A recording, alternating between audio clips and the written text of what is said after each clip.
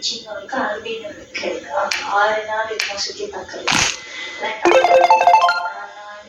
Bleaching கிட்ட யாருது இருக்கு. இப்போ நானே இந்தியாவுக்கு போனாக்கா கேரளானா கேரளா மட்டும் தான் சுற்றிட்டு வருவோம். அந்த மாதிரி ஒரே டைம் வந்துட்டு எல்லாத்தையும் சுற்றுறதுலாம் எனக்கு அந்த மாதிரி பிடிக்காது. ஏன்னா ஒரு இடத்த சுற்றினா ஃபுல்லாக நல்லா சுற்றி பார்க்கலாம்.